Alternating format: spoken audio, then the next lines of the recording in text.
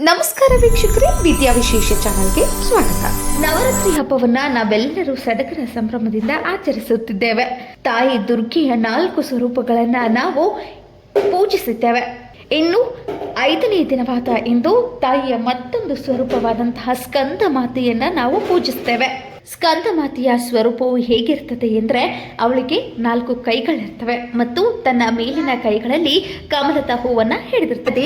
ಸ್ಕಂದ ಮಾತಾ ದೇವಿಯು ಸಿಂಹದ ಮೇಲೆ ಸವಾರಿಯನ್ನ ಮಾಡ್ತಿರ್ತಾಳೆ. ಕಾರ್ತಿಕೇಯ ಶಿಶು ಅವಳ ಮಡಿಲಲ್ಲಿ ಕುಳಿತಿರ್ತಾನೆ. ದೇವಿಯ ಮೈಬಣ್ಣವು ಶುದ್ಧ ಬಿಳಿಯಾಗಿರ್ತದೆ. ತಾಯಿ ಸ್ಕಂದ ಮಾತೆಯು ಮಾತೃತ್ವವನ್ನ ಬಿಂಬಿಸುತ್ತಾಳೆ. ಅವಳು ದಯೆ, ಸಹಾನುಭೂತಿ, ವಿನಮ್ರ ಮತ್ತು ಎಲ್ಲ ಭಕ್ತರನ್ನ ಸಂತೋಷದಿಂದ ಆಶೀರ್ವದಿಸ್ತಾಳೆ. ದುರ್ಗೆಯ 5ನೇ ರೂಪವಾದಂತಹ ಸ್ಕಂದ ಮಾತೆಯು ಪ್ರತಿಯೊಬ್ಬ ತನ್ನ ಭಕ್ತರನ್ನ ಎಂದಿಗೂ ಬರಿಗೈಯಿಂದ ಕಳಿಸುವುದಿಲ್ಲ. ಅವರನ್ನ ಸಂತೋಷದಿಂದ ಆಶೀರ್ವದಿಸ್ತಾಳೆ. ಯಾರು ತಾಯಿ ಸ್ಕಂದ ಮಾತೆಯನ್ನ ಶ್ರದ್ಧೆ, ಭಕ್ತಿ ಹಾಗೂ ವಿನಮ್ರತೆಯಿಂದ ಪೂಜಿಸುತ್ತಾರೋ ಅವರನ್ನ ತಾಯಿ ಒತ್ತಡ ಹಾಗೂ ಉದ್ವೇಗಗಳಿಂದ ಮತ್ತು ನಕಾರಾತ್ಮಕ ಯೋಚನೆಗಳಿಂದ ಮುಕ್ತಗೊಳಿಸ್ತಾಳೆ. ತಾಯಿ ಸ್ಕಂದ ಮಾತೆಯನ್ನ ನಾವು ಯಾವ ಒಂದು ಬಣ್ಣದ ಬಟ್ಟೆಯನ್ನ ಧರಿಸಿ ಪೂಜಿಸಬೇಕು, ಯಾವ ಹೂವುಗಳನ್ನು ಅರ್ಪಿಸಬೇಕು, ಯಾವ ನೈವೇದ್ಯವನ್ನ ಆಕೆಗೆ ನೀಡಬೇಕು ಮತ್ತು ಯಾವ ಒಂದು ಮಂತ್ರವನ್ನ ಜಪಿಸಿ ತಾಯಿ ಸ್ಕಂದ ಮಾತೆಯನ್ನ ಒಲಿಸಿಕೊಳ್ಬೇಕು ಅನ್ನೋದರ ಸಂಪೂರ್ಣ ಮಾಹಿತಿಯನ್ನ ನೀಡ್ತೀವಿ. ವಿಡಿಯೋವನ್ನ ಕೊನೆವರೆಗೂ ನೋಡಿ. ಇಂದು ತಾಯಿ ಜಗನ್ಮಾತೆ ಸ್ಕಂದ ಮಾತೆಯನ್ನ ಬಿಳಿ ಬಣ್ಣದ ಬಟ್ಟೆಯನ್ನ ಧರಿಸಿ ಪೂಜಿಸಬೇಕು. ಬಿಳಿ ಬಣ್ಣವು ಶಾಂತಿ ಮತ್ತು ಸಾಮರಸ್ಯವನ್ನ ಸೂಚಿಸುತ್ತದೆ.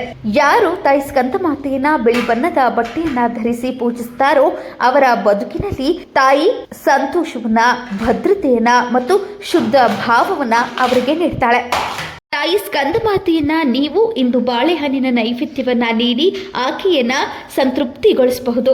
ಮತ್ತು ತಾಯಿ ಸ್ಕಂದ ಮಾತೆಯನ್ನ ನೀವು ಸಂಪಿಗೆ ಹೂವುಗಳಿಂದ 9 ಸಂಪಿಗೆ ಹೂವುಗಳನ್ನ ತೆಗೆದುಕೊಂಡು ಆಕೆಗೆ ಅರ್ಪಿಸಿದ್ದೇ ಆದಲ್ಲಿ ಆಕೆಯ ಅನುಗ್ರಹಕ್ಕೆ ಪಾತ್ರರಾಗ್ತೀರಿ. ಸ್ಕಂದ ಮಾತೆಯನ್ನ ಪೂಜಿಸಿದ ನಂತರ ಧೂಪ, ದೀಪ, ನೈವೇದ್ಯವನ್ನ ಆಕೆಗೆ ಅರ್ಪಿಸಿದ ನಂತರ ನೀವು ಈ ಮಂತ್ರವನ್ನ ಜಪಿಸಿ ಆಕೆಯ ಸಂಪೂರ್ಣ ಕೃಪಕಟಾಕ್ಷಕ್ಕೆ ಪಾತ್ರರಾಗಿ. ಸಿಂಹಾಸನ ಗತ ನಿತ್ಯಂ ಪದ್ಮಾಶ್ರಿತ ಕರದ್ವಯ ಶುಭದಾಸ್ತೋ ಸದಾ ದೇವಿ ಸ್ಕಂದ ಮಾತಾ ಯಶಸ್ವಿನಿ.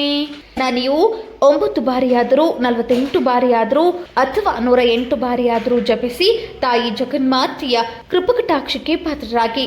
ತಾಯಿ ಜಗನ್ಮಾತೆ 5ನೇ ಸ್ವರೂಪವಾದಂತಹ ಸ್ಕಂದ ಮಾತೆಯನ್ನ ಪೂಜಿಸುವುದರಿಂದ ಸಿಗುವಂತಹ ಫಲಗಳೇನೆಂದರೆ, ಸಂತಾನವಿಲ್ಲದವರು ಮತ್ತು ಗರ್ಭಿಣಿಯಾಗಲು ಬಯಸುವವರು ಈ ಶುಭ ದಿನದಂದು ತಾಯಿ ಸ್ಕಂದ ಮಾತೆಯನ್ನ ಪೂಜಿಸಿದ್ದೇ ಆದಲ್ಲಿ ಆಕೆಯ ಆಶೀರ್ವಾದಕ್ಕೆ ಪಾತ್ರರಾಗ್ತಾರೆ ಮತ್ತು ಸಂತಾನ ಭಾಗ್ಯವನ್ನ ಪಡೆಯುತ್ತಾರೆ.